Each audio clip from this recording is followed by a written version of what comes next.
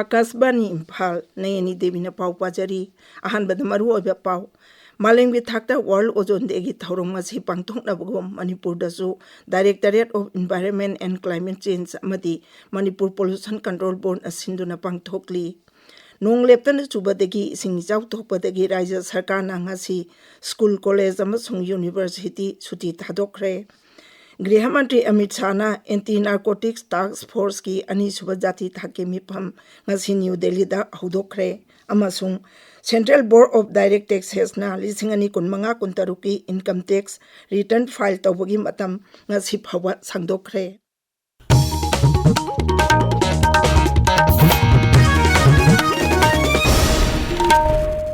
Malengbi thakta ngasi World Ozone Day gi thauram pangthoknari Manipur dasu thauram asi Directorate of Environment and Climate Change amadi Manipur Pollution Control Board ka kusamnana ngasi Porompata leiba Environment and Climate Change gi Office Complex tha pangthoklagani United Nations na piba andak jahi gi hiramna From Science to Global Action haibasini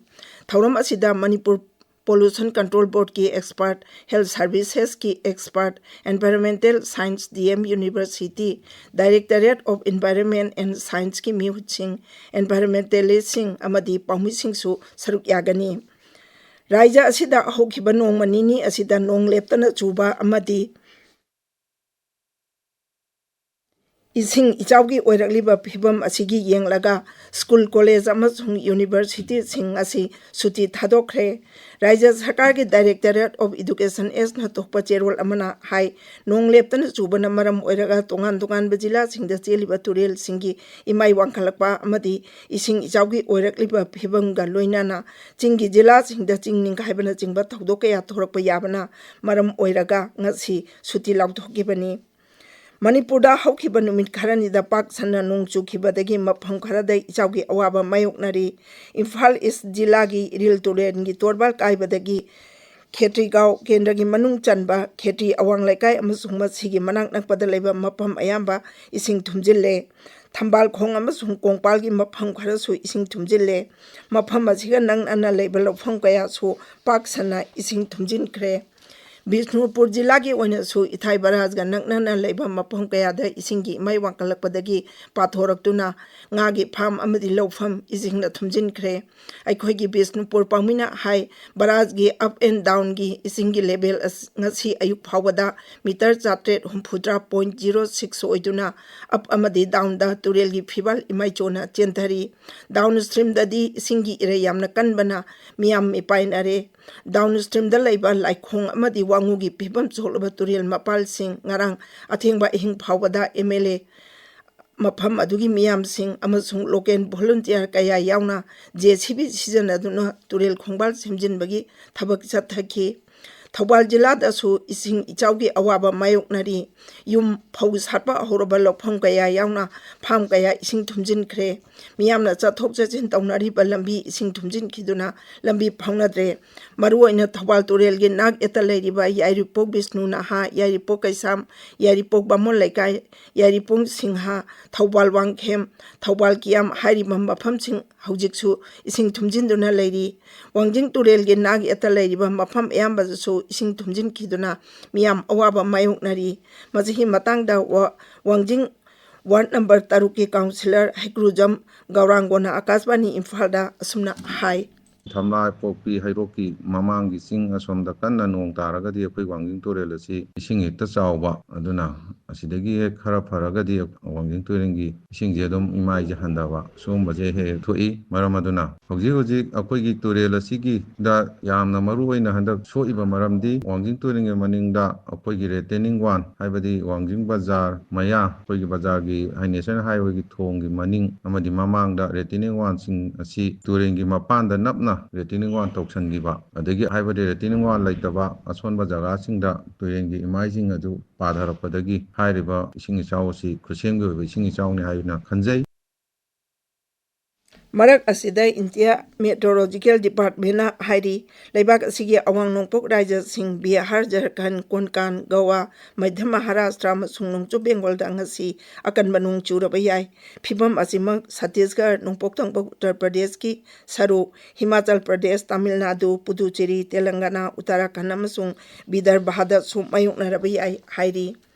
Security Force na Raija asigi tongan mafamsingda thiba humbagi thabak jattabada ngarang Imphal East jilagi Sagolman Police Station na konba kongba marugi chingsang amasung masigi akoibadagi namduna lawkhibani haiba khulai mari phangba ngamkhre. Amaromda kihan khanganduna sel khaiba amasung aine yadaba thabak tawramsing chathaba mioi phagatpagi thabak suleptana chathari. Haukiba nongmaijing numita kayaubitra wanglaikai dagi NRFM gi mioi ama phagatki phagalabe mioi asiga mari leinabani haiba atopa mioi anisu Imphal East jilagi singjang mai wangma keti lekai dagi phagatki makhoi kihan khanganduna micham miyam dagi sen khaibada chenaba mioi singni hairi. Haukiba nongmaijing numita Imphal da asiba hakjang oina tawtharaktuna mayang Imphal-gi phangkiba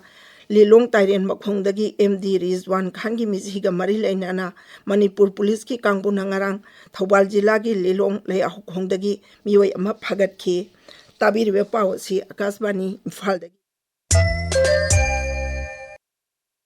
Grihamantri Amit Shah na Anti-Narcotics Task Force ki Raija amasung Union Territory singi makok thongba singi ani suba jati taki mifam ngasi New Delhi da hudokre. Numinini jatakadaba mifam asina Pradhan Mantri Narendra Modi gi Drug Free India gi wakhalon mai pakanba amasung masibu mai pangnaba onabada paikatkadaba thabak thauram singi matangda achauba phambak ama piragani. Narcotics Control Bureau na sinduna pangtokadoriba mifam asigi hiramdi United Resolve Shared Responsibility haibasini. Mifam asida leibak asida drug thingnaba honabada tongan stakeholders singna paikatliba thabaksing kupna yengchinduna khanaraba tungda karamba thabakpa laukhatkadage haibagi matangda su khanagani. Thaurongi saruk ama oina Grihamantri Amit Shah na English singani kunmari gi Narcotics Control Bureau gi oiba chahigi report su thadokani. Masiga loinana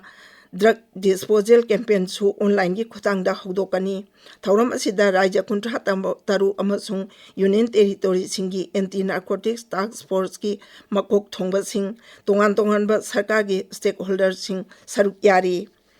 Central Board of Direct Taxes na miyanggi khudung chanabagi damak lisingani kunmanga kuntaruki income tax return file tawbagi matam ngasi phawa sangdokre.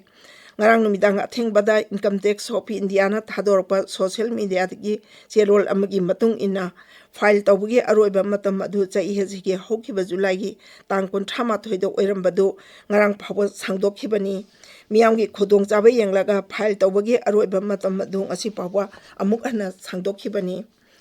Central Bureau of Investigation CBI na Tribal Welfare Board scam ga mari leinana Karnataka amasung Andhra Pradesh ki tongan mafam tara tarukta thiba humbagi thabak jathakre. Hiram asigi matangda hanagi Mantri B Nagendra jailda leikrabani. CBI na hai ngarang chathakiba thiba humbagi tabak adu sarkar gi senthang sing lana sijanabagi matangda hanagi Mantri Nagendra gi imung manung amadi mahakanakna mari leinaba mioi singi imung manungda chatakibani. Thiba humba aduda maruoiba che chang ingkolgi che bank statements loinana yamlaba gari kaya gi che chang su phangki. Union Bank of India gi DGM na pirakpa aiba complain amagi matung ina case asi mamang chahi gi June thadagi paikhalakibani.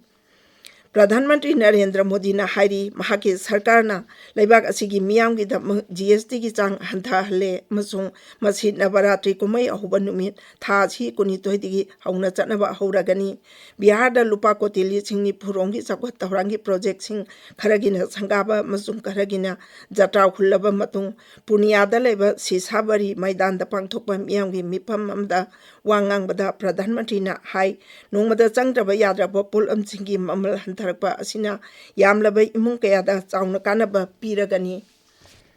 Aroiba paw amoanna Maleng with Thakta World Ozone Day gi thauram ngasi pangtong abagum Manipur da su Directorate of Environment and Climate Change amadi Manipur Pollution Control Board sinduna pangthokli.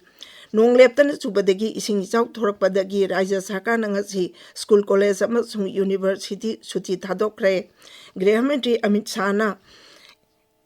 Anti narcotics task force की अनिसुबा जाति थाकी मिफम असी new Delhi दा औदोखरे अमसुंग central board of directors ना लिसिंग अनि कुनमंगा कुनतरुकी income tax return file तौबगी मतम ngasi बाबा सांगदोखरे पाउलोइजरे।